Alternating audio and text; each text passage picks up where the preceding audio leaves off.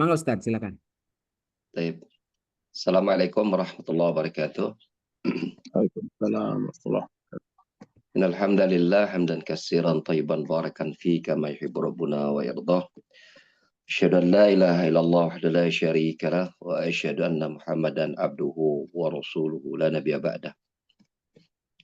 Qala Allah Ta'ala fi kitabil karim as-sami'il alim minasyaitonir rajim. Ya ayyuhalladzina amanu taqullaha haqqa tuqatih wa la tamutunna illa wa antum muslimun.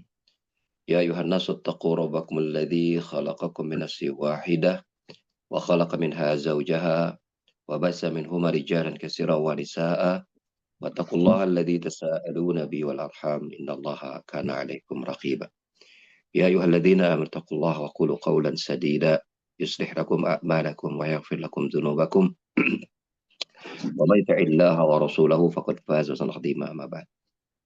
Ya, bapak-bapak dan kalau ibu-ibu ada juga ya.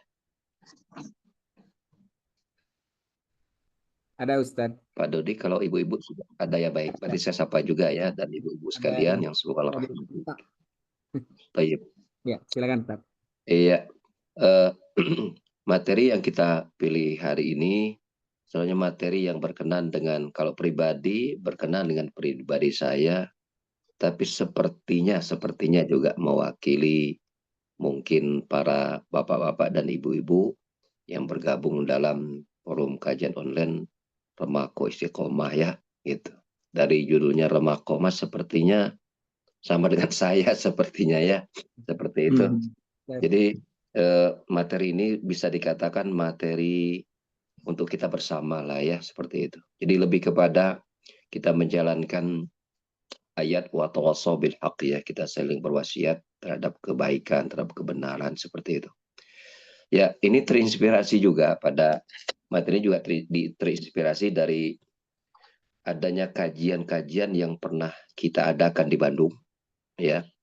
Itu berkenan dengan program disebutnya sih kalau sebagian orang nyebutnya program lansia ya, sebagian menyebutnya senior gitu kan, kajian senior ini ya, dan juga kita menyebut juga ada program namanya Gemilang Senja ya, seperti itu dari program Tarbiyah Sunnah Learning. Dan ke depan saya pribadi bersama teman-teman kita juga mungkin akan semakin mengukuhkan ya program dan konten-konten yang semisal ini untuk menjadi sebuah program yang terstruktur.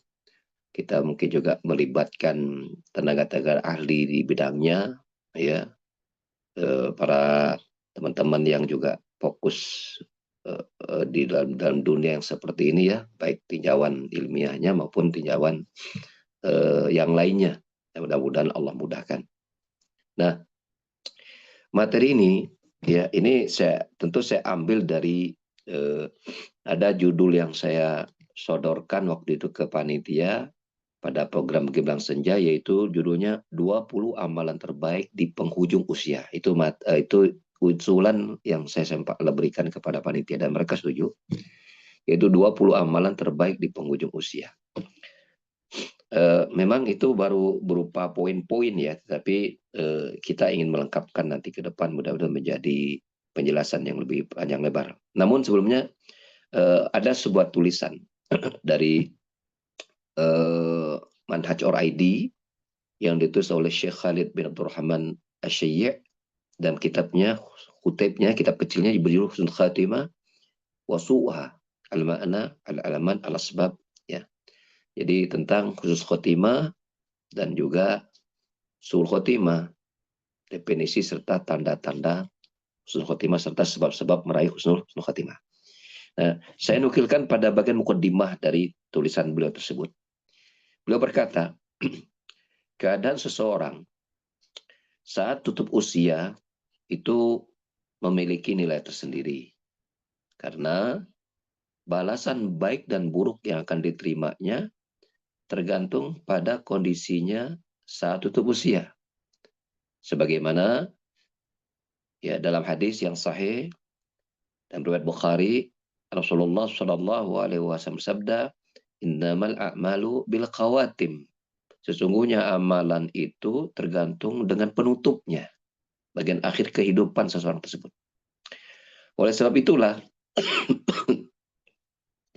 seorang hamba yang soleh, ya, hamba yang tekun beribadah, ini sangat merisaukan dirinya. Ya, mereka terus melakukan amal-amal soleh tanpa putus. Menghinakan diri mereka, merendahkan diri mereka kepada Allah, agar Allah memberikan kekuatan untuk tetap istiqomah sampai wafat. Mereka berusaha merealisasikan wasiat Allah Jalla wa Azza wa Jal di dalam surah Ali Imran, ya, ayat yang ke-102. Allah berfirman, a'udzu syaitanir rajim, ya ayyuhalladzina amanu taqullaha haqqa tuqatih wa la tamutunna illa wa antum muslimun. Wahai orang-orang yang beriman, bertakwalah kepada Allah dengan sebenar-benarnya takwa, dan janganlah kalian mati melainkan dalam keadaan muslim, itu berserah diri kepada Allah Subhanahu wa taala. Ayat ini diawali dengan perintah bertakwa kepada Allah dengan sebenar-benarnya takwa, dan takwa itu dirawat sampai mati. Sehingga matinya dalam keadaan dia tetap berserah diri, beribadah dan bertakwa kepada Allah Subhanahu wa taala. Oleh karenanya, kita dapati dalam hadis riwayat Muslim dari sahabat Abdullah bin Amr bin As radhiyallahu anhu, dia pernah mengatakan begini. Sami'tu Rasulullah sallallahu alaihi wasallam yaqul. Aku pernah mendengar Rasulullah sallallahu alaihi wasallam bersabda. Kata Rasulullah SAW, inna quluba bani Adam kullaha baina usbu'aini min asabir rahman. Ya, kalbin wahidin yusarrifuhu haitsu yasha. Summa qala Rasulullah SAW, Allahumma sarrifal qulub, sarrif qulubana ala ta'atik.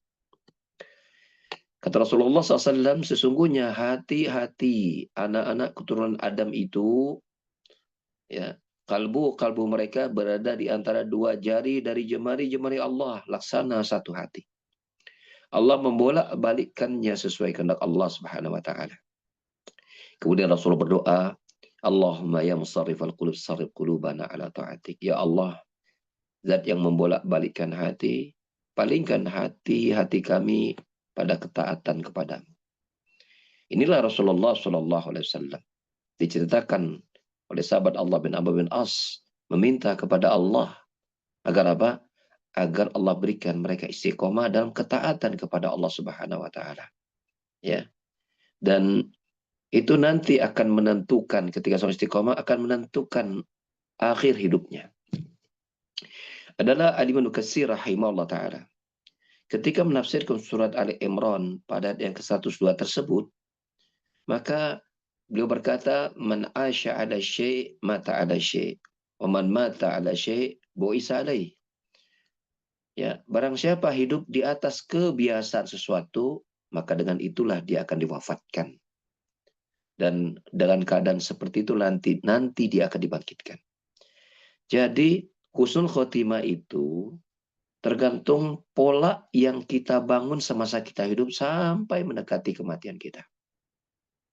Ya, jadi sistem kehidupan yang tertata dengan baik, yang itu bernuansa ibadah, itu mempengaruhi husnul khotimah atau tidak seseorang di penghujung usianya. Ya.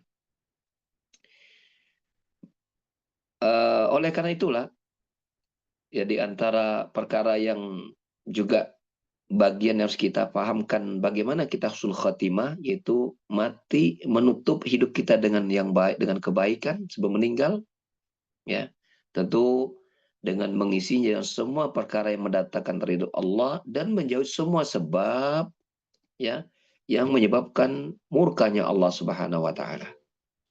Dan tidak ada perkara yang membuat Allah tidak ridho kecuali dosa dan maksiat. Berarti, ya, tobat menjadi amalan yang selalu harus dirawat dan dijaga oleh seorang mukmin. Ya, tobat. Dan lihatlah Rasulullah SAW berdoa kepada Allah, berkata kepada para sahabat bahwa dia bertobat itu, meminta ampun kepada Allah itu lebih dari 70 kali. Riwayat yang lain disebutkan itu 100 kali. Ya, beliau bersabda, ya ayuhan nas, tubu ilallahi wastaghfirulah. Fa inni atubu ilaihi wa astaghfirulahu ya aksara min sab'i maratin fil yaum. Wahai sekalian manusia, bertobat dan beristighfarlah kepada Allah. Sesungguhnya aku ini sehari bertobat dan beristighfar lebih dari 70 kali. Ya, ini hadis sahih Bukhari Muslim. Dalam hadis sahih Muslim, Abdullah bin Umar bin Khattab radhiyallahu anhu ya, pernah memperhatikan bacaan yang Rasulullah baca dalam satu majelisnya, dalam satu kali duduknya. Ternyata beliau membaca Allah maghfirli wa tub alayya innaka antat tawwabur rahim. Itu beliau baca sebanyak 100 kali. Ya Allah, ampuni aku, taubati aku. Sungguhnya engkau maha penerima taubat dan maha penyayang. Dalam satu kali duduk. Begitu sibuknya Rasulullah SAW mengisi hari-harinya untuk apa?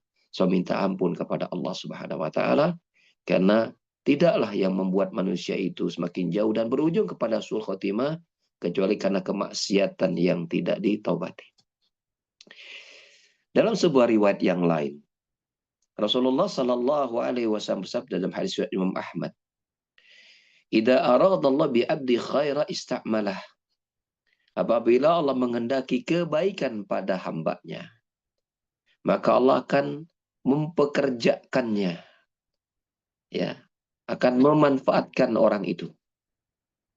Lalu para sahabat bertanya, kaifa yasta'milu? Bagaimana cara Allah mempekerjakan atau memanfaatkan orang itu? Ya, kata Rasulullah SAW, kalau Allah menginginkan kebaikan kepada seorang hamba, Allah akan pekerjakan dirinya, Allah akan manfaatkan dirinya. Bagaimana caranya? Maka Rasul menjawab, yuwafiquhu li'amalin salihin qabla mautih.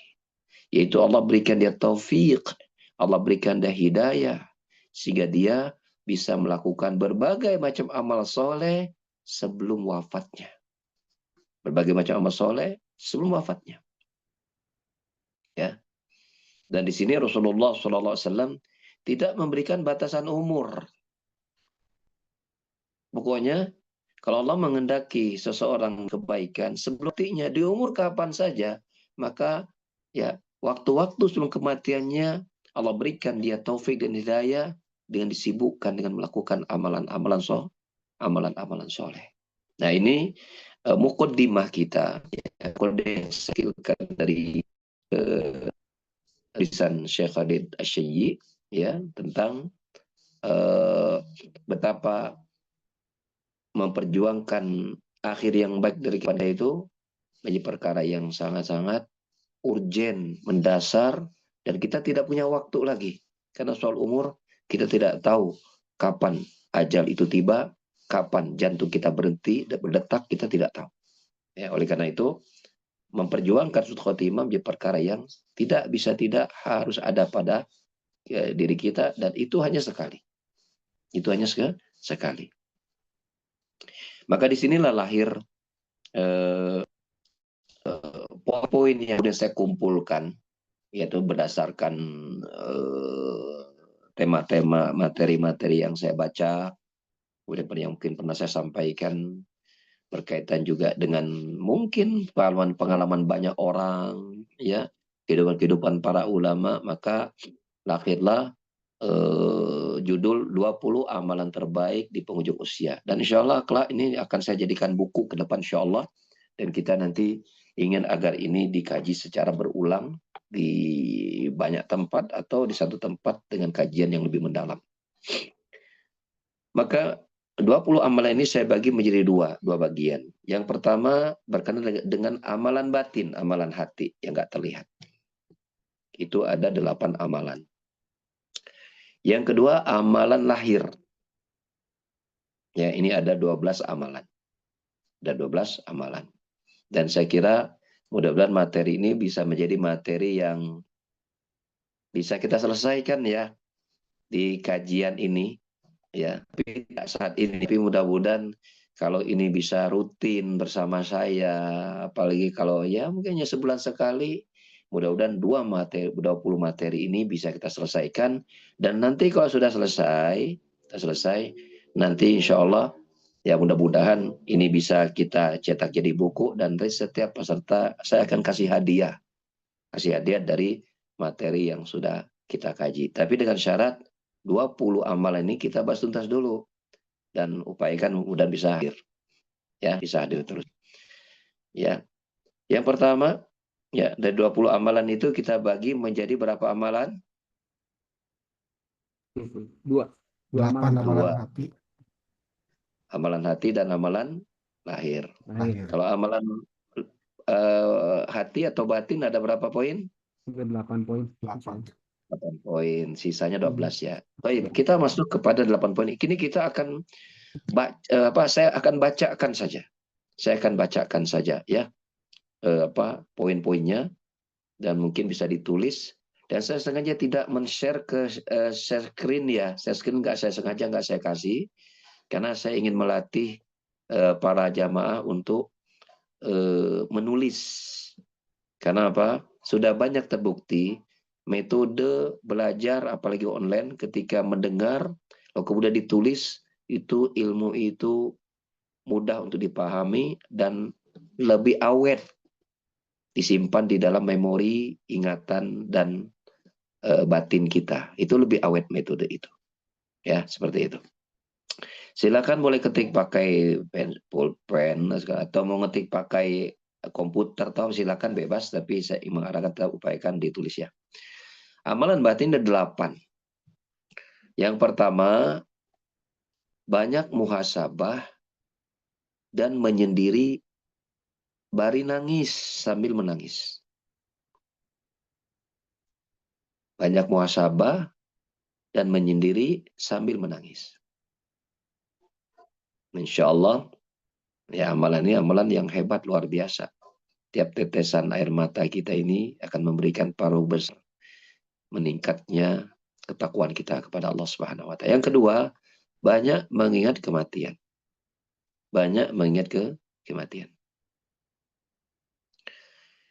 Yang ketiga, sebisa mungkin menyembunyikan ibadah.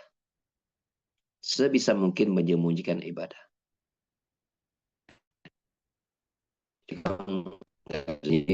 Kita harus masjid ya, bagi bapak-bapak ya, sholat id ke lapangan ya, kita bayar zakat ya, harus ada orang yang menerimanya. Paling tidak oleh panitia dia tahu kita sedang berzakat ya, apalagi kalau umroh dan haji ya, itu otomatis ya, banyak orang yang lihat. Tapi pada amalan-amalan yang masih bisa kita sembunyikan, berjuanglah untuk kita sembunyikan ya. Yang keempat, kenalilah Allah melalui nama dan sifatnya. Kenalilah Allah melalui nama dan sifatnya. Ini kalau kita kaji Allah ya tentang Asmaul Husna, itu sampai dibuat bisa berjilid-jilid tentang Asmaul Husna, tentang sifat-sifat Allah. Ya, ini malah 1 jilid dan itu tebal. Ya, nanti mungkin ke depan saya sendiri akan juga rencana membahas tentang Asmaul Husna ya. Ya, karena itu bagian dari kita semakin kenal Allah Subhanahu wa taala, itu pengaruh besar dalam sholat kita. Pengaruhnya besar dalam dzikir kita. Pengaruhnya besar dalam berbagai macam aktivitas kita. Apalagi ketika kita bertambah umur ini, dekat sama Allah itu menjadi sumber kebahagiaan kita. Dan kita tidak makin dekat, dan kita akan semakin merasa dekat kalau kita semakin kenal Allah itu sendiri, dan itu Allah kenalkan dirinya baik dalam ayat maupun hadis, dan nanti insya Allah kapan-kapan mudah bisa kita kaji lebih jauh. Yang kelima, berhusnudzon, berbaik sangka atas takdir Allah. Berbaik sangka atas takdir Allah.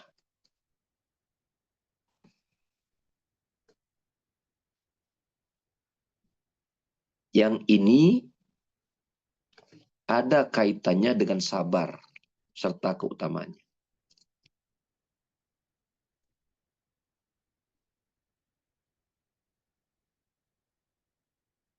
Ke depan pun ya kita akan mengkaji juga tentang sabar, keutamaan sabar, agar mudah bersabar dan seterusnya. Ya, itu juga menjadi kajian tersendiri dan itu cukup panjang. Ya, insya Allah mungkin kalau Allah berkehendak kita mungkin bisa kaji. Yang keenam, banyak bersyukur. terutama, nah ini saya munculkan, terutama atas nikmat bangun dari tidur.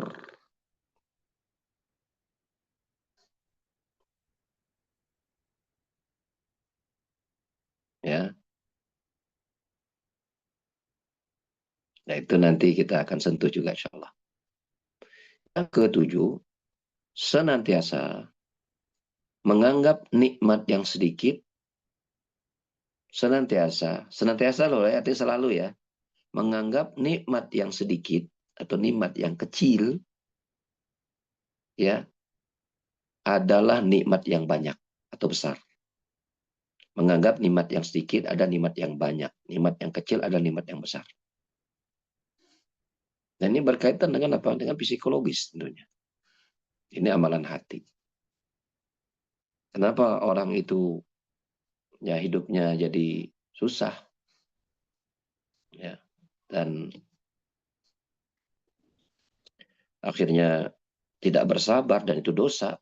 Ya di antaranya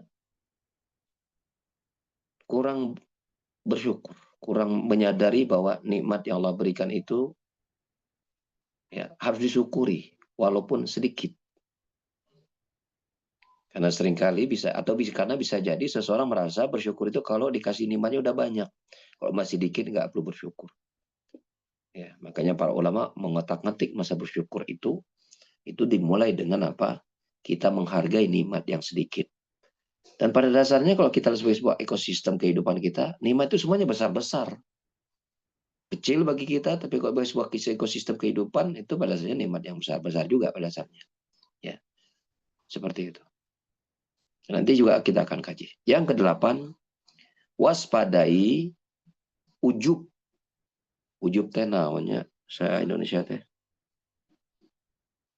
Ujub teh merasa takjub dengan diri sendiri teh. Ujub apa ya? Nah, mewaspadai terlalu mengagumi tah gitu. Terlalu mengagumi amal yang sudah dikerjakan. Jadi waspadai sikap ujub, yaitu terlalu mengagumi atau bahkan mengagumi saja, mengagumi atas amal yang dikerjakan. Ya, waspadai itu, dan hindari hasad. Hindari hasad, yaitu apa? Tidak suka dengan nikmat yang Allah berikan kepada orang lain. Ini kurang lebih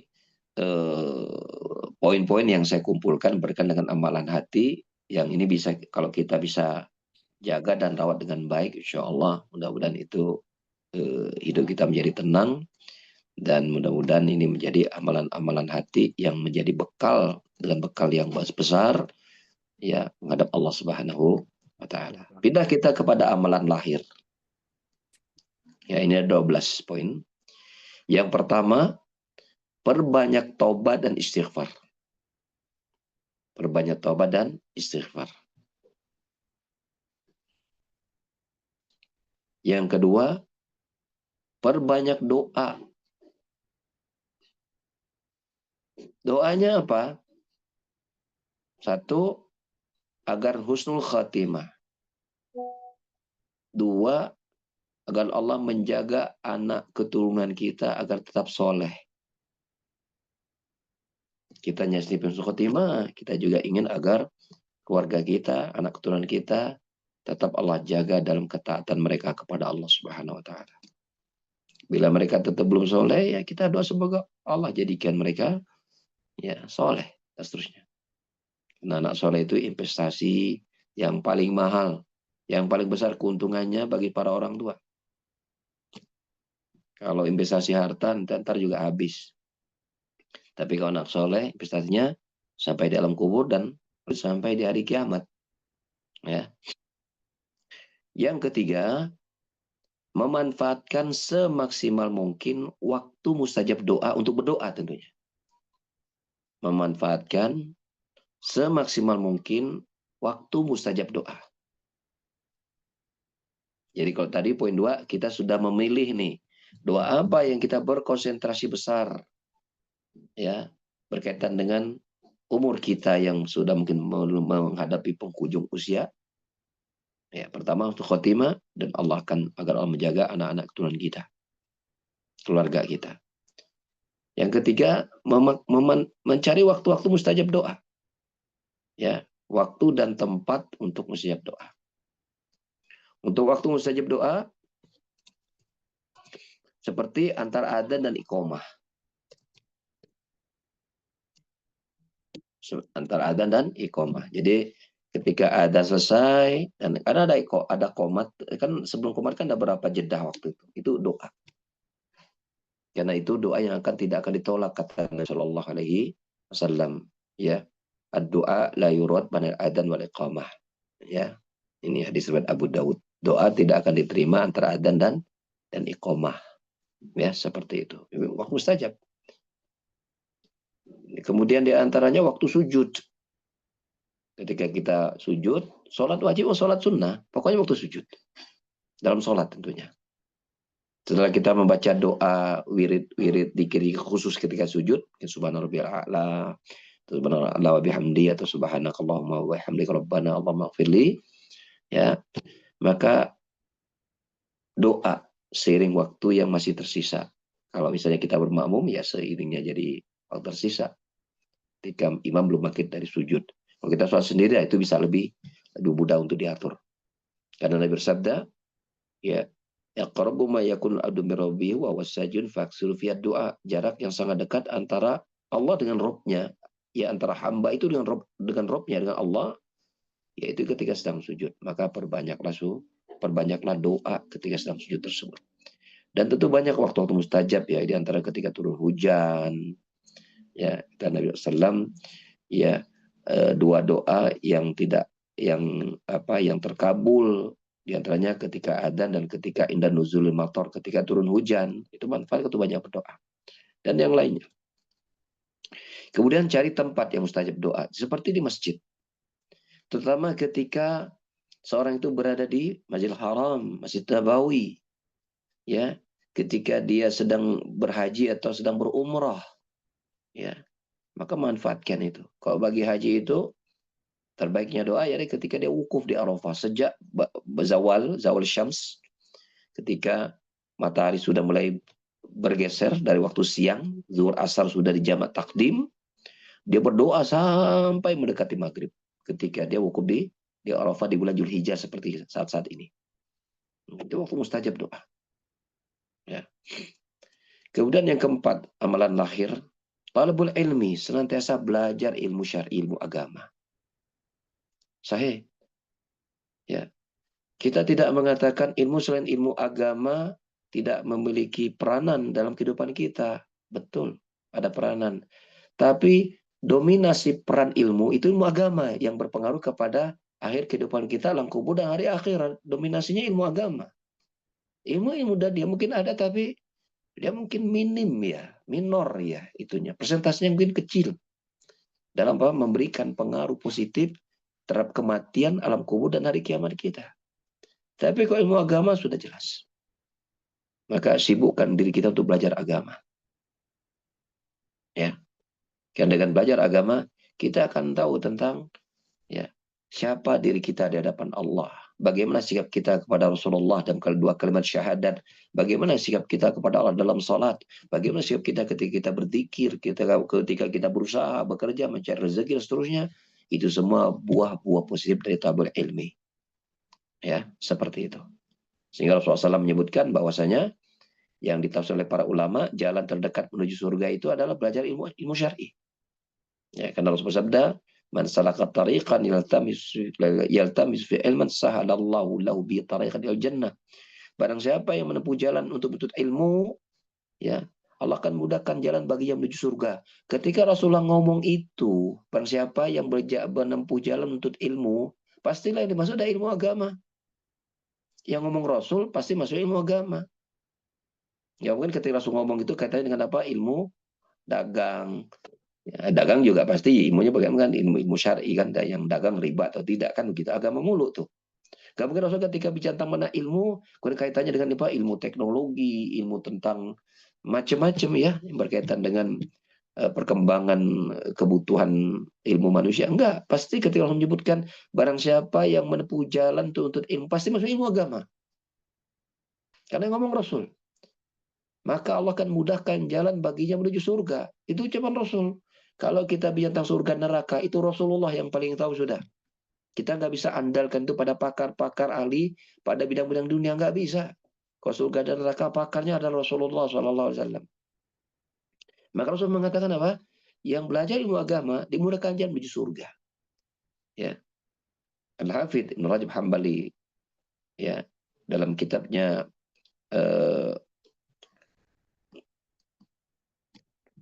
mensyarah ketika hadis la haul quwwata billah.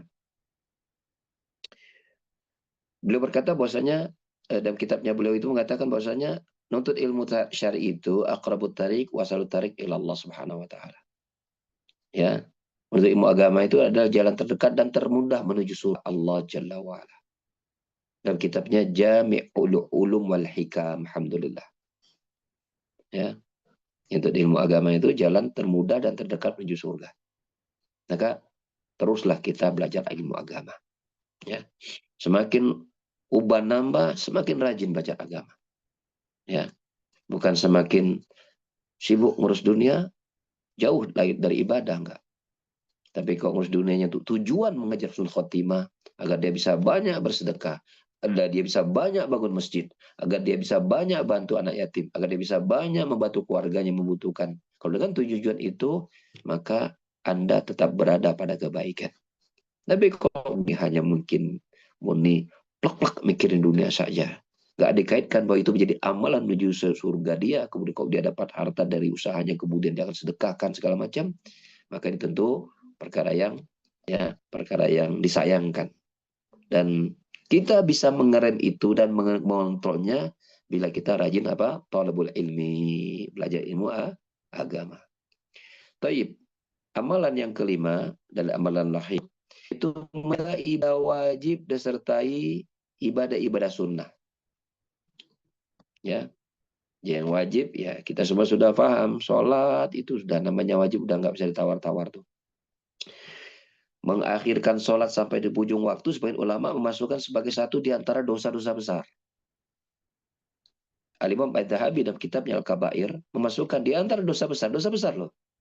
Bukan dosa kecil. Apa itu? Itu seseorang sengaja mengakhirkan sholat di ujung waktu sampai mendekati waktu sholat berikutnya. Tanpa ada udzur, tanpa ada alasan yang dibenarkan. Makanya jaga itu satu wajib. Kemudian tambah kita dengan amal-amalan sunnah. Ya. Apa saja?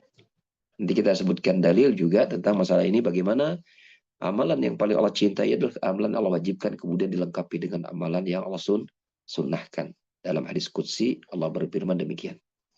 Yang keenam, tidak menunda-nunda ketaatan.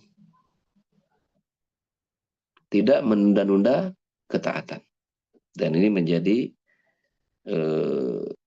persoalan tersendiri bagi setiap orang, kecuali mereka yang Allah berikan taufik hidayah untuk bersegera beramal soleh. Untuk bersegera beramal soleh. Misalnya contoh, kalau pas adzan dia udah siap-siap ke masjid, bahkan sebelum adzan sudah ke masjid. Bagi bapak-bapak tuh. Semangat tuh. Ya. Sebagian orang ketika misalnya laki-laki itu ke masjidnya apa? Masjidnya ketika qomat atau sudah masbuk sehingga dia berlari cepat begitu kan, seperti itu. Itu kurang bagus. Nah, bagi yang sudah maaf nih ya, yang sudah menjadi senior dari sisi umur, yang sudah usianya nambah, maka soal ibadah harus diperjuangkan lebih baik. Umur, pikiran, umur sebenarnya bukan bertambah ya, berkurang si jatah ya. Kalau angkanya iya nambah, tapi jatah kan berkurang. Kita mengurangi dari sisi fisik, maka kita bertambah pada sisi yang lain. Yaitu dari siapa? Kualitas. Di antara kualitas ibadah terbaik apa? Bersegera melaksanakan ibadah. Bersegera. Ya. Jangan kemudian kita tunda ini tuh. Jangan. Kalau sudah ini mendekati waktu sholat, bahkan misalnya ini adzan nih, ya maghrib misalnya jam 6 nih. Kita tuh jam 5 atau setengah 6 tuh sudah psikologi kita udah persiapan, udah siap-siap mau ke masjid nih gitu. Ya, siap ke masjid. Ya, bahkan dulu dan dulu bahkan mungkin sekarang ya, itu penduduk Madinah kalau mereka udah 40 tahun ke atas, mereka tuh udah sibuknya jadi kayak soal kayak jadi marbot masjid. Nongkrongnya masjid melulu. Karena apa? Ketika 40 ke atas, mereka sudah melihat anak-anak sudah besar, sudah mapan, ya. Dia sudah punya rumah, sudah punya pendapatan. Ya, apalagi yang dicari? Sibuk apa? Ibadah, sibuk ibadah. Ya, sholatnya lebih awal, 1 jam sebelum azan sudah ke masjid. Ya, pulang dari masjid itu dia nggak langsung pulang, mungkin baca Quran lagi, kemudian mungkin istirahat sejenak, mungkin makan atau apa, kemudian sibuk lagi berzikir gitu kan. Kemudian tidur sebentar, kemudian berangkat lagi ke masjid. Urusannya hanya ngurus sholat saja. Apalagi yang dicari? Maka kalau ada yang bertanya atau berpendapat, kenapa waktu kami umroh haji, kok ibadah itu nikmat sekali. Mengapa? Karena kita melepaskan urusan-urusan dunia kita dan fokus menghadap Allah Subhanahu wa Ta'ala. Kenapa itu tidak kita lakukan ketika kita di Indonesia? Ketika kita merasa urusan dunia kita, alhamdulillah udah cukup. Ya, sudah. Kita jangan terlalu banyak di yang lain. Ya, anak sudah bekerja, sudah menikah, sudah punya hidupnya udah baik gitu kan, kita juga udah merasa cukup segala macam, udah. Kalaupun memang kita harus menambah waktu untuk kita mungkin beraktivitas, tetapi upayakan itu tidak terlalu dominan dibanding ya aktivitas kita berkenan dengan persiapan kita menghadapi kematian dengan memperbanyak ya amal-amal soleh. Itu saya pernah kenal ada seseorang yang sudah meninggal. Karena mungkin pola pikirnya orang itu mungkin sudah tertata dengan baik waktu dia belum aktif ke masjid. Dia menjadi orang yang so disiplin. Di saat kantor belum buka, dia sudah datang. Dia sudah ada di depan, dan seterusnya. Saya ketika Allah bukakan dia untuk cinta ibadah, dia menjadi orang yang pertama kali membuka pintu masjid. Dia ingin selalu yang terdepan. Ya, kalau buka pintu masjid selalu yang pertama. Kalau sholat itu upayakan dia yang adzan dan seterusnya. Bukan orang yang ahli ibadah, bukan orang yang ilmu. Nggak terlalu banyak paham ini dan itu, tapi dia tahu kalau urusan ibadah, dia berusaha untuk menjadi yang terdepan dan terbaik. Itu subhanallah. Ya, kalau itu bisa menjadi mindset kita, ketika kita mulai bertambah umur, udah mungkin 40 ke atas, 50, ada udah 60, cobalah kita berprestasi untuk lebih baik dalam beribadah Allah Subhanahu wa Ta'ala. Kemudian yang ketujuh, betul yang ketujuh? Betul ya? Iya, betul Ustaz. Yang ketujuh, tidak meremehkan amalan yang terkesan sepele. Tidak meremehkan amalan yang terkesan sepele. Padahal bisa jadi memiliki dampak yang besar.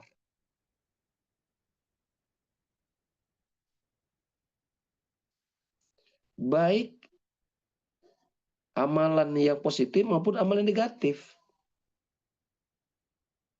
Pokoknya kalau terkesan sepele, jangan kita remehkan. Kalau amal positif misalnya apa? Terkesan sepele seperti apa? Seperti kita senyum, sapa, salam. Ketika kita ketemu sama orang tuh. Senyum, sapa, salam. Saya sudah termasuk berkali-kali pindah Bapak Ibu sekalian. Ngontrak sana, ngontrak sini. Udah nggak kehitung. Dan dari beberapa pengalaman saya, ketika kita ngontrak lihat perumahan, maaf kata nih ya, rata-rata orang-orang perumahan pada sering ketemu ke masjid. Tapi karena bukan tetangga, beda blok, atau tinggalnya agak jauh dari rumah kita, walaupun satu RT, itu ketemu tidak senyum, tidak sapa, tidak salam. Kita baru melakukan itu kalau udah ada momentum dulu, kita ada mungkin kerja bakti, takakara. Padahal kita tahu ini saudara kita sama muslim. Kita tidak bertegur sapa, hanya mengucapkan Assalamualaikum Pak. Padahal mungkin nggak kenal, nggak jadi masalah. Tapi itu termasuk yang tidak lumrah di lingkungan masyarakat kita. Kalau di kampung mungkin ya.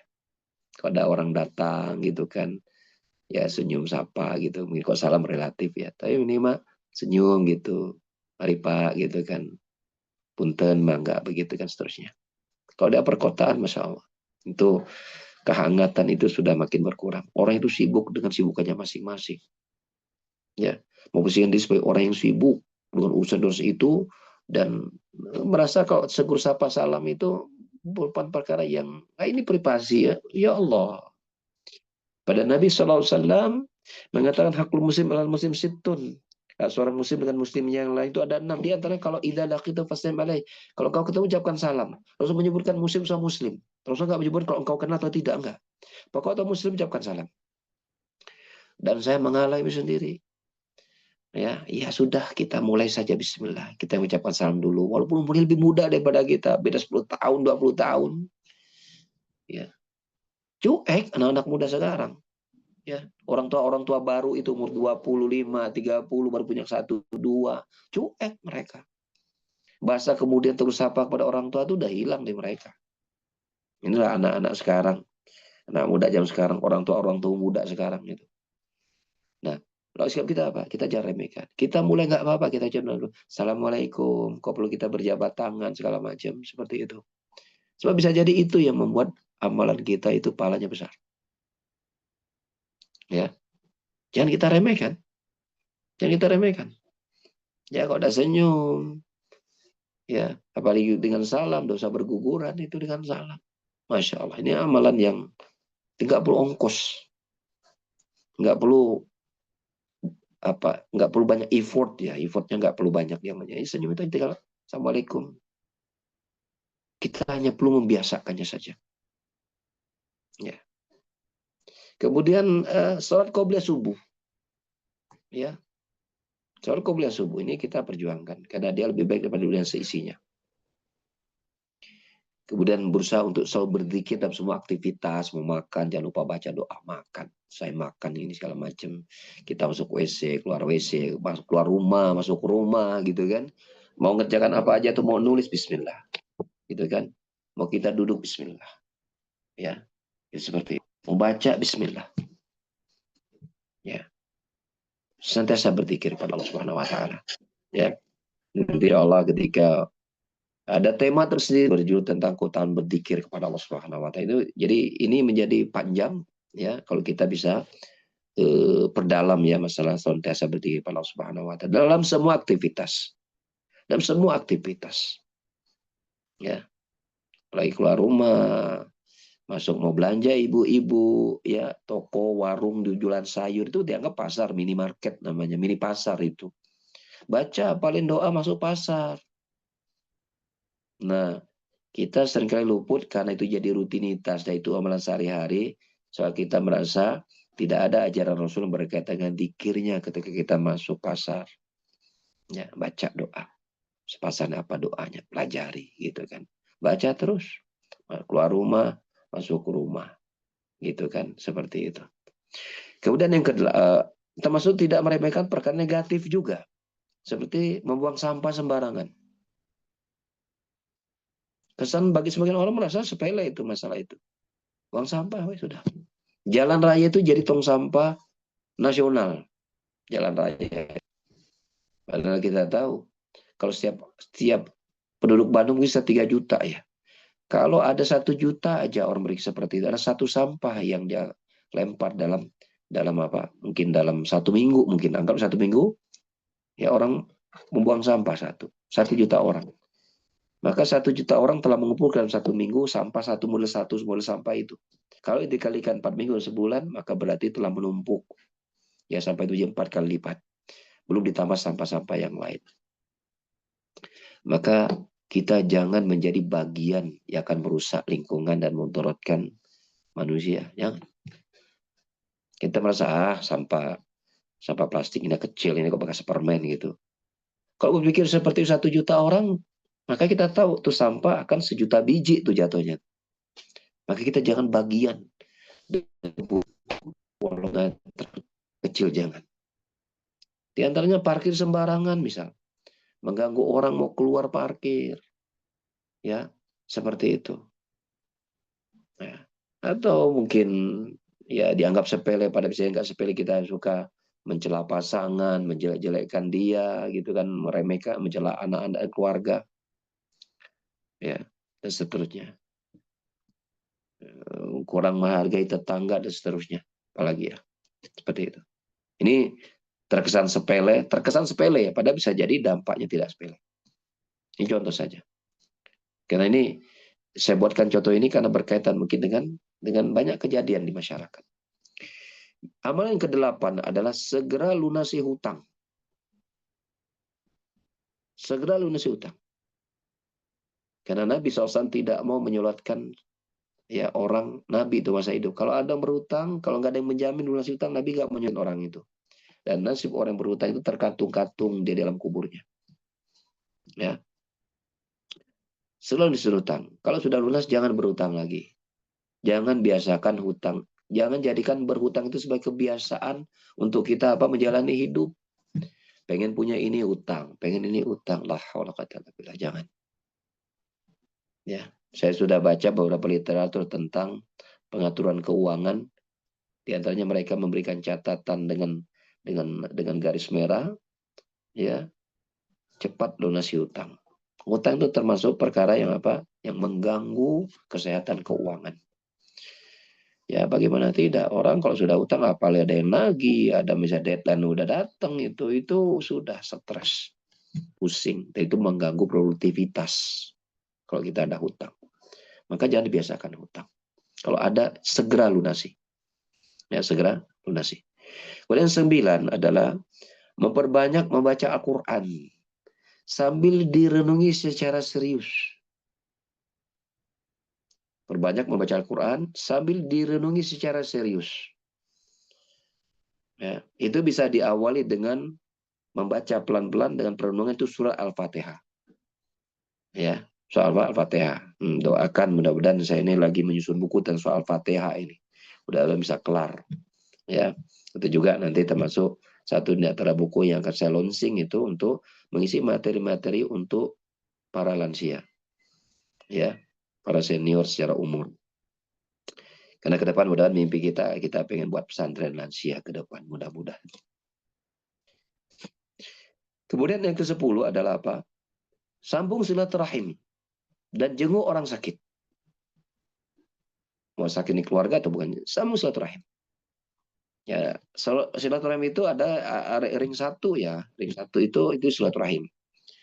Anak orang tua ke anak, kakak sama adik, ya. Kemudian paman dengan keponakan, alo dengan bibi segala macam. Itu ring 1 namanya. Itu silaturahim. Kalau sudah sepupu tidak ring 1. Ya. Kalau dengan cabang-cabang yang lagi yang di pinggir itu tidak ring 1. Sehingga sebagian ulama menyebutkan silaturahim itu ada pada ring 1. Yang ring 1 itu identik dengan apa? Para penerima waris. Suami, istri, anak, orang tua, cucu sama kakek, nenek gitu kan, ponakan gitu kan, paman, bibi. Nah, itu ring 1 itu namanya ashabul furud namanya.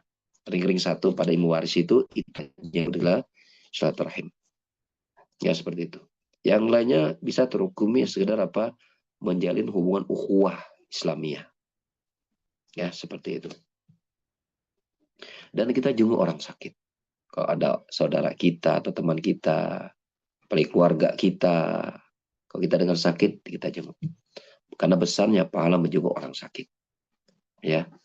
Pagi di zaman-zaman Masya Allah gitu kan, di masa-masa COVID itu, wah kita udah nggak bisa jenguk. Tahu dengar kabar aja, kena COVID, masuk rumah sakit, dikuburkan dan nggak boleh dilihat. Itu masa-masa COVID itu betul-betul sangat-sangat menyedihkan ya, gitu, seperti itu. Kemudian yang ke-11 adalah memperbanyak sedekah. Memperbanyak sedekah.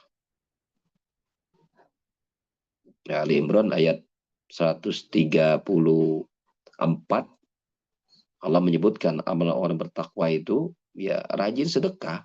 baik uang lagi sedikit menipis maupun uang lagi banyak. Sedekah itu menjadi apa kebiasaan dia. Dia nggak peduli berapa uang atau harta dia miliki, yang penting sedekah terus. Itu sifat calon penghuni surga itu kata Allah Subhanahu wa taala. Alladzina yunfiquna fis sarra wad-dharra, ya. Ya, wal kadhimul ghaidh wal 'afina 'anil nas, ya. Surat Al-Imran ayat 134. Itu sudah dimunculkan juga tadi layar. Jazakallahu khair. Mereka saya berinfak baik ketika sempit baik ketika lapang maupun ketika sempit, tetap senantiasa berinfak dan bersedekah, ya. Kemudian yang terakhir, jauhi buruk sangka, banyak pokoknya buruk sangka sama orang lah. Itu begini, itu sifatnya sudah, ya. Jauhi buruk sangka, gibah, mencela dan meremehkan orang lain. Dan itu bagian dari kesombongan. Jadi buruk sangka, gibah, mencela dan meremehkan orang lain, ini 4 amalan-amalan yang berbahaya. Ya, dan itu apa? Bisa mengambil pahala-pahala sholat, puasa, sedekah, zikir seseorang itu di hari kiamat kalau dia melakukan ini, mendolimi orang lain.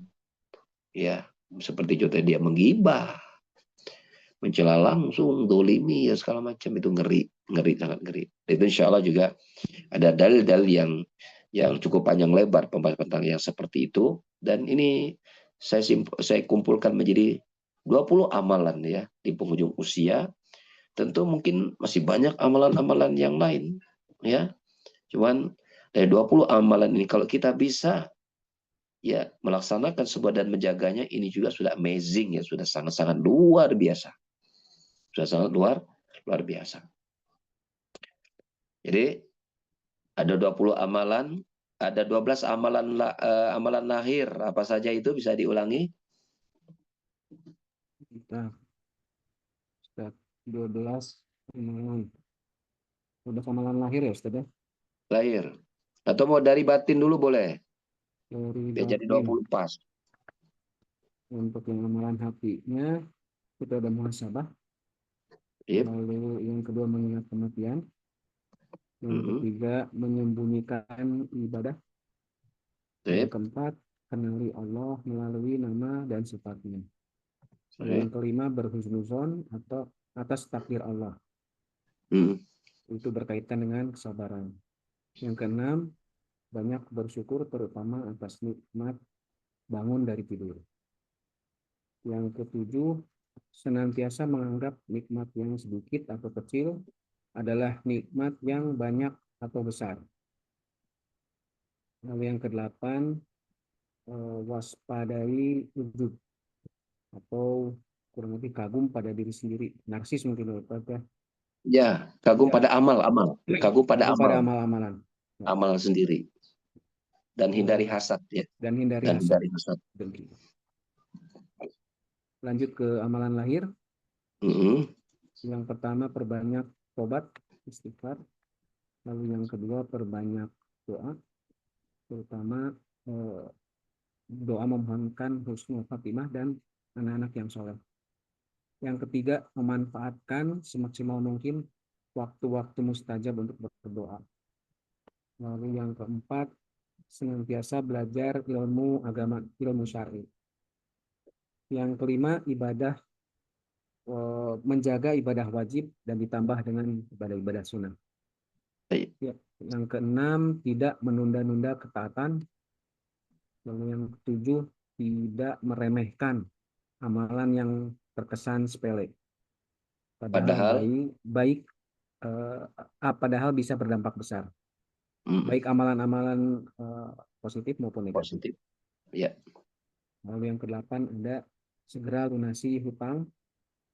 Lalu kesembilan memperbanyak membaca Al-Quran sambil direnungi dengan serius. Yang ke-10 menyambung silaturahim dan menjenguk orang sakit. Lalu yang ke-11 memperbanyak sedekah baik dalam keadaan berlebih ataupun dalam keadaan sedikit. Lalu terakhir yang nomor 12 menjauhi buruk sangka dan aktivitas seperti gibah, mencela dan menzolimi. Itu kurang lebih Ustaz, betul? Saya sabal khair Pak tadi. Bagus. Dan 20 poin amal ini sangat kita yakini tidak mungkin kita bisa bahas sekarang dan selesaikan. Tapi kita akan mulai dari poin nomor 1. Ya, yang pertama adalah banyak muhasabah dan menyendiri sambil menangis. Tentang muhasabah ini Allah Subhanahu wa taala perintahkan bahkan. Ya, bisa dicek di surat Al-Hasyr ayat 18. Kalau bisa dihadirkan di layar bagus tuh.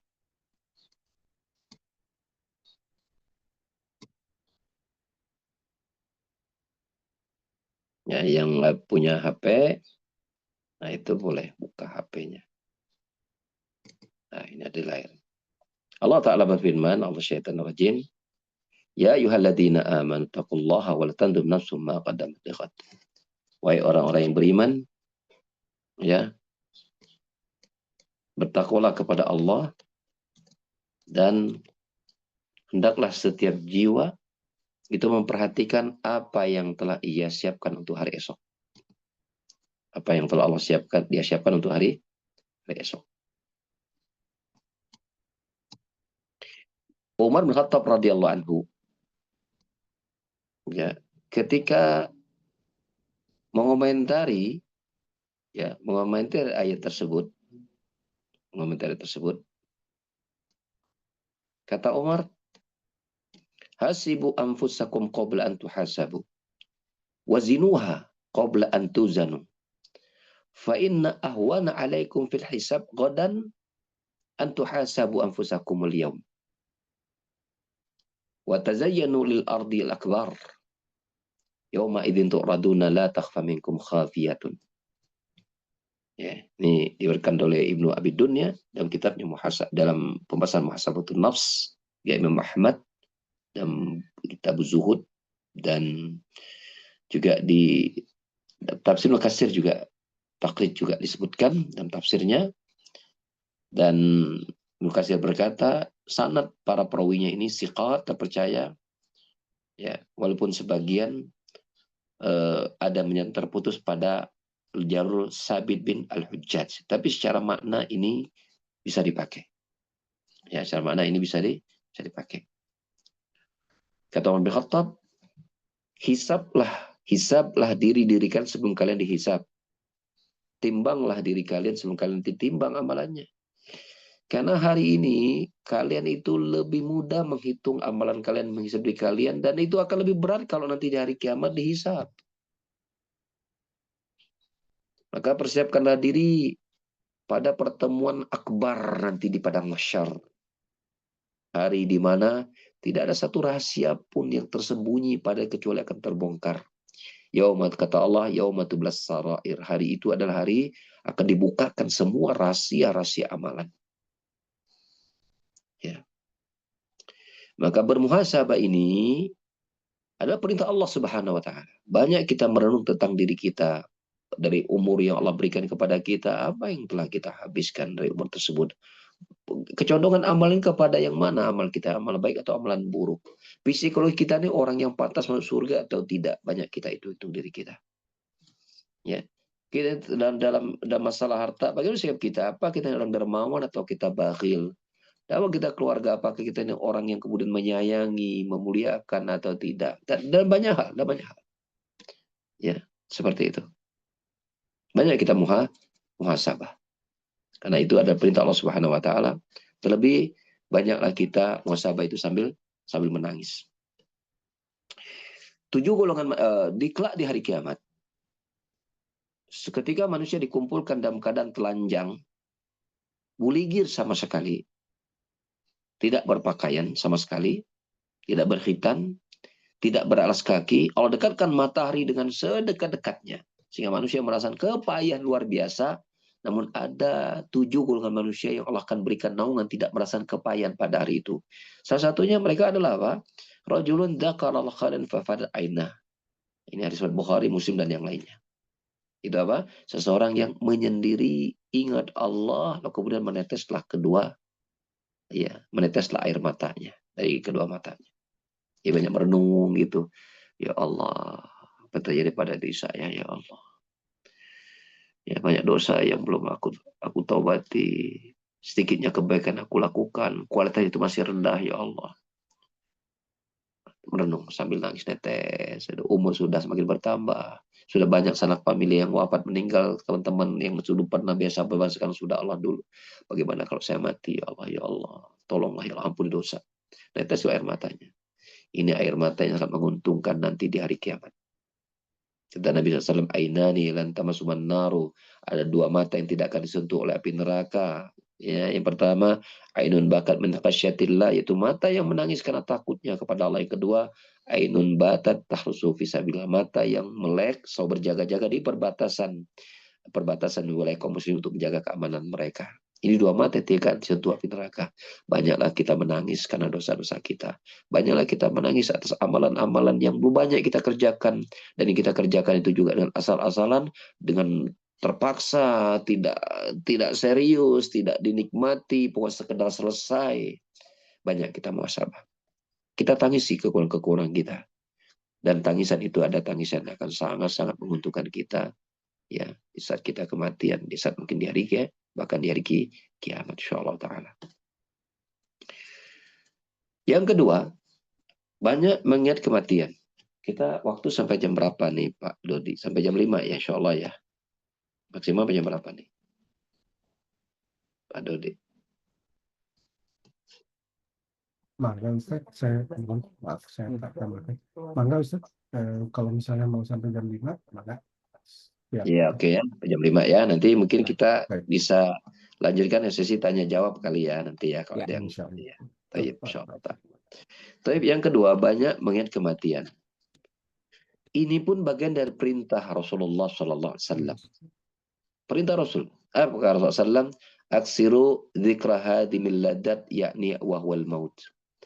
Perbanyaklah oleh kalian mengingat penghancur keledatan yaitu kematian. Ingat penghancur keledatan yaitu kematian. Ini perintah Rasul. Untuk kita banyak ingat mati. Ya, tentu kita banyak ingat mati. Karena banyak di antara kita ketika bangun tidur, lahir tuh sekian program gitu kan. Ya kalau perlu program amal-amal baik insya Allah nggak jadi masalah. Ya. Tapi sebagian manusia itu terlalu asik dengan dunianya, akhirnya lupa bahwa dia bisa mati saat itu juga. Ya, bisa mati saat itu juga. Apa sih manfaat berharga dengan kita banyak ingat mati? Ya,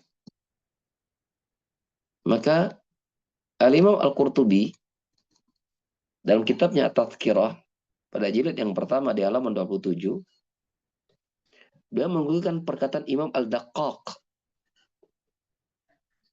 Kata Imam Al-Daqqaq, man aktsara min dzikril mauti akrama bisalasati asya'a. Barang siapa yang banyak ingat mati, maka dia akan dimuliakan. Ya, ukrima bisalasati asya'. Maka dia akan dimuliakan dengan 3 perkara.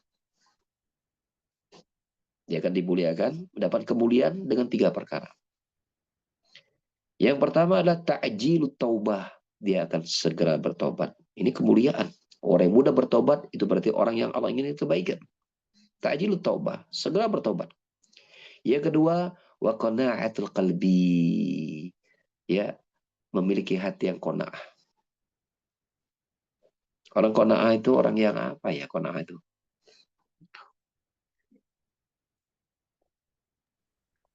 Puas dengan apa yang Ya, itulah. ada. Ya itu. Apa yang Allah berikan itu sudah sesuatu yang udah yang terbaik dan sangat cukup dan sangat besar. Qanaah. Ya, qanaah. Yang ketiga, wa nasyatul ibadah. Yaitu beribadah dengan penuh semangat. Ya, ini kemuliaan, karunia. Ya. Taubat dia segerakan, ibadah dia segera, ya. Taubat dia segera, ya. Taubat dari maksiat segera dia lakukan, dia hentikan maksiat. Ibadah dia kencangkan, kemudian dia merasa cukup dengan pemberian dari Allah Subhanahu wa taala, nikmat-nikmat. Ya, dia mau banyak hartanya, alhamdulillah ya Allah sudah sangat besar dan banyak. Dia perhatikan fisiknya, ya Allah sudah Engkau jaga kesehatanku, ya Allah. Dia pandang keluarga Allah, Engkau berikan keluarga-keluarga yang normal, semuanya baik, alhamdulillah ya Allah. Ini sudah sangat banyak ya Allah tuh, masya Allah, masya Allah. Ya. Sebaliknya waman nasir uqiba bisalasati asya'a. Sebaliknya, ya, barang siapa yang lupa dengan kematian,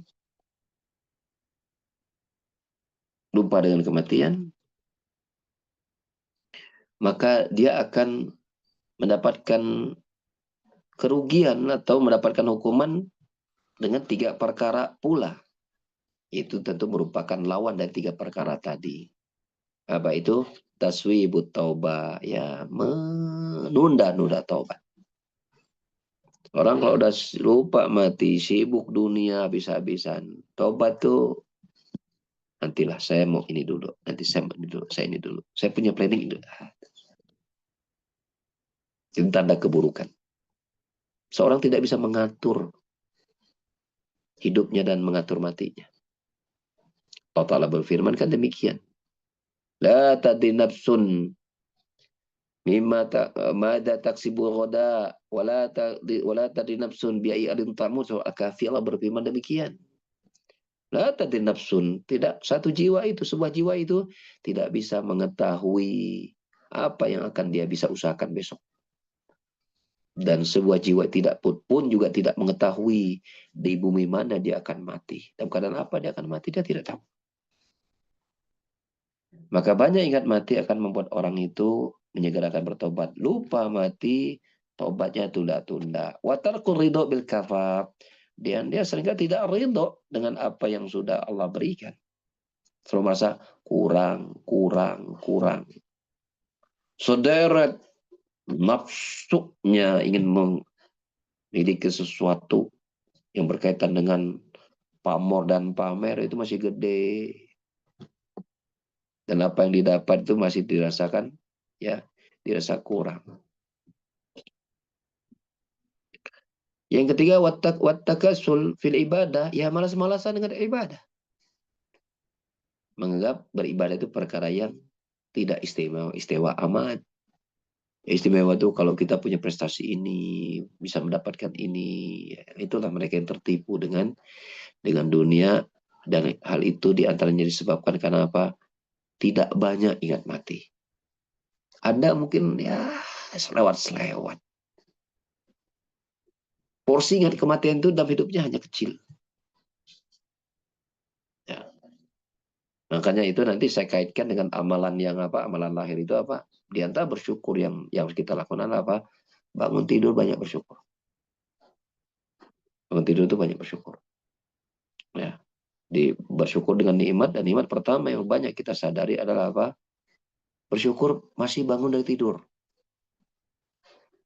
Karena banyak orang tidur di kasur, bangunnya di dalam kubur. Kita masukkan, alhamdulillah ya Allah masih di kasur, masih di dunia. Makanya ucapan pertama itu bangun tidur, alhamdulillah. Alhamdulilladzi ahyana ba'dama. Ya Allah, makasih ya Allah, Engkau bangunkan aku, tadinya aku tidur. Ya, kalau Engkau berkehendak ya Engkau bisa tahan jiwaku, ruh itu, sehingga aku tidak berada lagi dalam dunia dan Engkau nanti kembalikan lagi dalam kubur. Tapi Engkau masih membalikanku dalam dunia ya Allah. Kemarin aku banyak melakukan ini dan segala macam. Kemarin aku banyak kurangi dan segala macam dari kebaikan. Maka hidup hari ini jadikanlah aku ya Allah menjadi lebih baik daripada kemarin ya Allah. Nah, itu dampak dari apa? Banyak ingat mati dan membayangkan kalau saya mati dalam keadaan seperti ini, apakah saya pantas untuk mendapatkan nikmat kubur atau sebaliknya, naudzubillah. Maka ketika bangun tuh, alhamdulillah ya Allah, alhamdulillahilladzi ahyana ba'dama amatana wa ilaihi nusyur. Ya, segala puji bagimu ya Allah. Terima kasih ya Allah yang masih menghidupkan setelah tadinya aku mati. Dan kepada tempat kembali. Nanti pada waktunya juga pasti kematian akan tiba bila sudah tiba. Tapi kalau masih hidup, banyak-banyaklah bersyukur kita kepada Allah. Alhamdulillah ya Allah. Alhamdulillah ya Allah masih hidup. Alhamdulillah hari masih hidup. Alhamdulillah ya Allah masih hidup. Apalagi nih ibadah nih. Dikir udah belum, baca Quran udah belum, sedekah udah belum, silaturahmi udah belum. Terus memikirkan apa yang bisa Karena orang-orang soleh itu, kerisauan mereka adalah apa? Bagaimana kalau Allah matikan mereka dalam keadaan su'ul khotimah? Itu kerisauan mereka. Kerisauan orang-orang soleh itu adalah itu.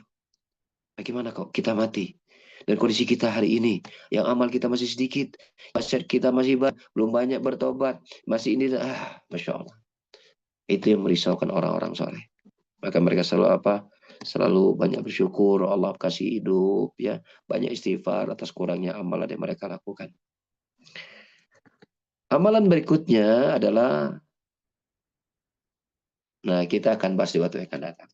Nah, 2 poin dulu lah ya, 2 poin dulu. Tetapi saya sudah sampaikan 20 amalan lengkapnya. Nanti bapak-bapak dan ibu-ibu juga bisa minta menambah referensi-referensi dari poin-poin yang saya sebutkan tadi.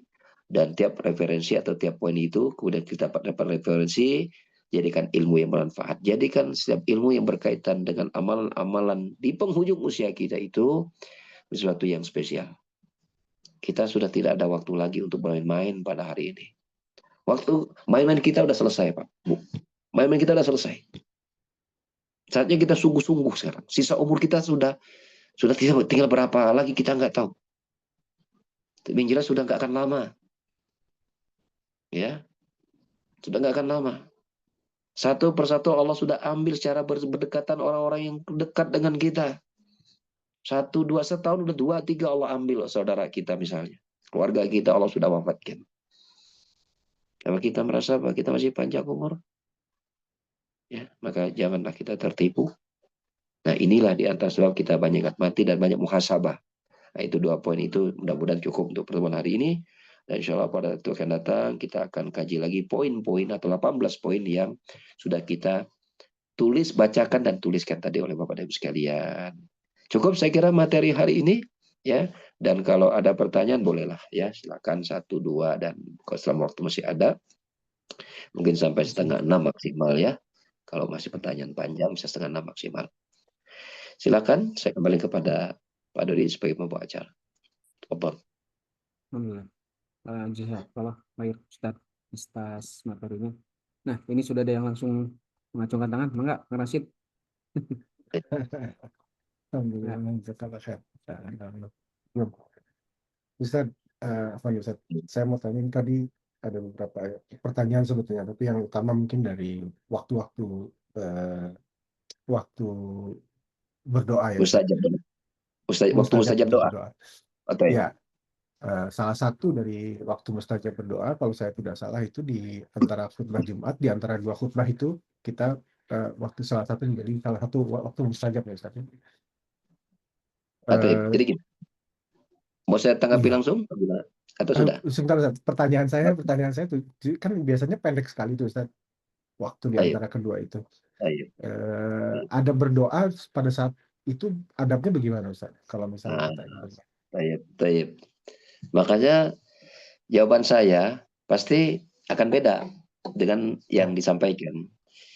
Para ulama ketika menyebutkan, mengomentari perkataan Nabi, ya, bahwa pada hari Jumat itu ada satu waktu yang doa itu tidak akan ditolak. Pada hari Jumat. Di sinilah ulama berbeda pendapat. Ada yang berpendapat adalah waktu di antara 2 khutbah tadi yang tadi Bapak sampaikan. Ya, yang Pak sampaikan itu. Pendapat yang kedua itu pada asar, Pak. Pada asar pada hari Jumat. Ini pendapat yang paling kuat yang diambil oleh Al-Hafidz Ibnu Asqalani ya dalam Fathul Bari Syarah Sahih Bukhari. Dan ini yang saya ambil. Jadi saya makanya nggak pernah mengamalkan itu. Karena Rasulullah tidak menyebutkan waktunya kapan, tapi ulama beda pendapat. Tapi dari pendapat-pendapat yang ada itu pada asar yang paling kuat ya, seperti itu yang saya pahami Pak. Jadi kok pada asar ya udah kita bebas ya. Dan itu yang saya amalkan sampai hari ini insya Allah. Kalau gitu pertanyaannya ada berdoa yang paling baik itu bagaimana? Setelah kita langsung berdoa nih, misalnya kita mau mendoakan orang tua kita, kita langsung berdoa atau? Oke. Ya, baik. Saya ada pembahasan juga itu tentang masalah doa, ada berdoa itu yang juga ada tulisan tentang masalah itu. Ya memang betul bahwasanya Rasulullah SAW suatu hari, ya ini hadis selesai. Ada melihat seseorang ketika dia berdoa kepada Allah Subhanahu wa taala langsung mau to the point meminta kepada Allah. Maka Rasulullah kemudian menegur, ente tergesa-gesa kata Rasulullah. Ta'ajjalta fid doa. Engkau gesa-gesa banget, langsung lupa minta. Kenapa engkau tidak memuji Allah dulu, bersolawat kepadaku dulu baru minta? Jadi di antara isi adab yang berkaitan dengan isi doa adalah apa? Kita memuji Allah dulu seperti mengucap ya Allah, Allahu ya Hayyu ya Qayyum, Allahu ya Rahman ya Rahim. Ya mujibud doa dan seterusnya. Kemudian kita bersoal Allah minimal Allahumma shalli ala Muhammad. Lalu kemudian kita doa. Rabbi ighfirli wa li walidayya kama razzaqni. Ya Allah sayangi, ampuni aku ya, dan ampuni dosa kedua orang tua aku, sayangi mereka mereka masih kecil. Jadi kita puji Allah dulu, kemudian apa? Bersalawat pada Rasul, kemudian kita berdoa dari semua urusan-urusan yang kita ingin mintakan kepada Allah Subhanahu wa taala, baik kebaikan dunia maupun kebaikan akhirat. Dan sangat bagus bila kita sudah dalam keadaan bersuci, kemudian menghadap kiblat, ya seperti itu. Mengangkat kedua tangan, ya, mengangkat kedua tangan, karena Rasulullah SAW bersabda, Inna Allah in karimun yastahi min abdihi idza rafa yadayhi yaruddu sifran khaibatain. Allah itu maha dermawan dan maha pemalu. Saking dermawannya Allah merasa malu bila ada hambanya mengangkatkan kedua tangan untuk minta, kemudian dia turun dalam keadaan apa? Allah tidak kabulkan, Allah malu tidak mengabulkan doa hamba yang telah mengangkatkan kedua tangannya. Maka kedua tangan minta kepada Subhanahu wa taala. Namun tatapan mata kita tidak ke langit, tidak. Tetap mata kita tangan kita angkat, ya Allah. Kabulkan ya Allah, ampuni dosaku, dosa dua orang tua saya yang mereka ya Allah. Ya, bila mereka telah wafat ya Allah, berikan mereka dalam nikmatnya, dalam nikmat kuburnya ya Allah. Jadikan yang masih hidup ini ya tetap sehat dan terus beribadah kepadamu ya Allah. Jadikan kami anak-anak menjadi anak yang mendoakan orang tua kami. Jadikan semua anak-anak yang soleh ya Allah. Kabulkanlah ya Allah. Mudahkan kami untuk berbakti kepada orang tua kami. Itu boleh pakai bahasa Indonesia, nggak jadi masalah. Ya, bila itu semakin membuat doa kita bertambah nikmat dan khusyuk, insya Allah Allah akan mudah kabulkan. Jadi pada asar Pak, di Jumat dengan adab-adab tadi ya seperti itu. Ya, jazakallah khair, Ustaz. Ya, jazakallah khairan. Ustaz izin udah tahu apakah ini sebentar. Ini ada di chat Ustaz. Ya. Bacakan dari TRNI, nuhun TRNI. Ustaz bertanya mengenai tobat. Apakah ciri-ciri kita sudah bertobat itu? Apakah dengan selalu sholat tobat tiap hari? Masya Allah. Barakallah fiik. Taib. Pertama, sholat tobat itu dibutuhkan pada amalan-amalan dosa besar ya. Kalau dosa kecil kayak kita melihat ya halal yang haram itu kan ya banyak ya dosa kecil. Kalau tiap dosa kecil kita sholat tobat ya habis hidup kita untuk tobat mulu. Sholat tobat mulu kan gitu kan. Ya pada dosanya besar. Ya, mungkin kita dulu pernah ini dan itu, na'udzubillah, kemudian kita sadar tobatlah. Ya seperti itu. Jadi tidak ada, kita tidak dapatkan riwayat. Misalnya contohnya para sahabat saja yang dulunya musyrikin, penyembah patung berhala, melakukan perbuatan dosa ini dan itu. Kemudian setelah mereka masuk Islam, kemudian mereka bertobat Allah Subhanahu wa taala. Kita tidak dapati mereka saking mengenang masa lalu mereka dengan banyak dosa, kemudian mereka tiap hari sholat tobat. Tidak ada riwayat. Tapi berzikir minta tobat tiap hari banyak. Rasulullah bahkan lebih dari 70 kali, 100 kali bahkan Allah maghfir wa tub alayya. Ya. Suatu hari Abu Bakar As-Siddiq minta diajarkan doa agar digugurkan dosa Rasulullah SAW. Maka Rasulullah mengatakan apa? Dengan doa, berdoalah kepada dengan doa apa? Allahumma inni dhalamtu nafsi dhulman katsira. Ya. Wa ma yaghfiru dzunuba illa anta faghfir li maghfiratan min indik warhamni antal ghafurur rahim. Itu diperbanyak doa seperti itu.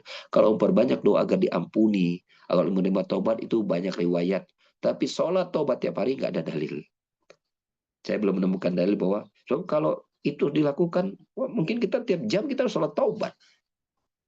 Yang kita nggak bisa karena kita nggak yakin apakah Allah akan sudah terima taubatan kita dan sudah hapuskan dosa kita gitu kan. Tapi kan kita tidak jadikan riwayat tidak ada dan kita tidak membebani diri kita dengan sesuatu yang di luar syariat Allah Subhanahu wa taala. Kemudian yang kedua, apa sih tanda Allah menerima taubat seseorang? Kelihatan. Syekh Abdul Razak Hambali, Ibnu Hambali di dalam kitabnya Lataiful Ma'arif menyebutkan tanda ibadah itu Allah terima di atas taubat apa? Dia menjadi lebih baik. Dia menjadi lebih baik dalam segala hal. Ya mungkin bertahap, tapi perubahan baiknya tuh kelihatan. Yang tadinya sholat jarang, sekarang sholat jadi 5 waktu rajin. Yang tadinya gini kasar, sekarang jadi lebih lembut. Yang kemarin tadinya ya tidak hormat, sekarang jadi lebih santun. Yang kemarin kelihatannya lari di tanggung jawab, sekarang lebih bertanggung jawab, berdedikasi. Itu perubahan positif terjadi pada orang yang bertobat. Dan itu tanda, insya Allah itu menjadi tanda Allah menerima taubatnya. Ya, tapi kalau taubatnya dia lakukan, tapi kemudian dia tetap maksiat, ya berarti belum diterima. Maka pelajarilah ya syarat-syarat taubat itu diterima ya. Yang pertama ya dia berhenti dari maksiat tersebut. Yang kedua dia menyesali. Nyesal banget kenapa saya berperilaku seperti itu. Nyesal kenapa saya melakukan perbuatan demikian. Nyesal kenapa saya jadi seperti itu. Menyesalnya luar biasa. Ya ketika bertekad tidak akan mengulangi. Bila itu berkaitan dengan apa? Dan dia ganti keburukan dan kebaikan-kebaikan. Bila itu berkaitan dengan hak orang lain, dia kembalikan. Dia kembalikan. Ya. Nah, bila itu terjadi pada seseorang, keseriusan yang bertobat terjadi, insya Allah nanti akan lahir amalan-amalan yang merubah kepribadian dan hidupnya, yang tadinya buruk menjadi baik, yang tadinya luar biasa dalam hal yang positif.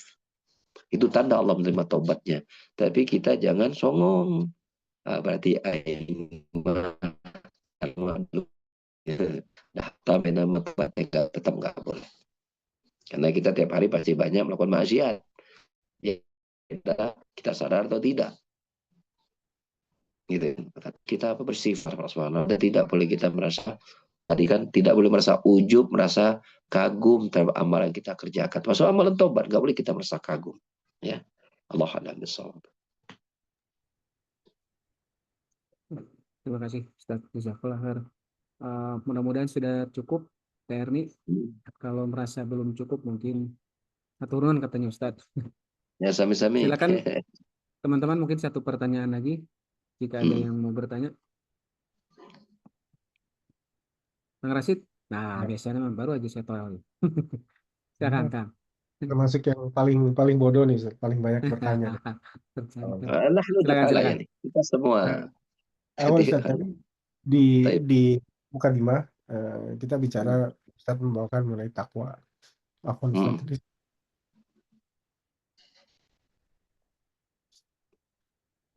Halo? Ya, Ustaz. Jadi Iya. poin-poin takwa itu apa ya, Ustaz? Jadi bertakwa itu artinya apa, Ustaz? Taib. Takwa secara bahasa artinya takut ya. Tapi secara istilah adalah takwa itu artinya kita membentengi diri kita agar selamat dari azab Allah. Ya, kita membentengi diri kita agar selamat dari azab Allah. Bentengnya berupa apa? Perintahnya dikerjakan, larangannya ditinggalkan. Itu sejatinya kita takwa. Dan perintah Allah banyak, dan kita sebutkan poin-poin yang kita sebutkan tadi. Ini diantaranya amalan-amalan bertakwa. Mungkin ini 20 poin, ya mungkin banyak lagi amalan-amalan yang lain. Ya, seperti mungkin seorang itu berjihad jalan Allah Subhanahu wa taala, menawar takwa. Ya.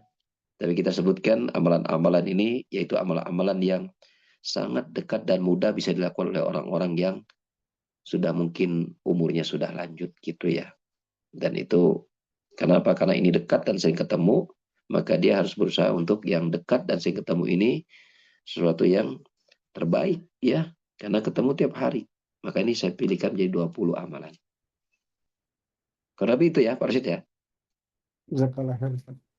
Jazakallah khairan.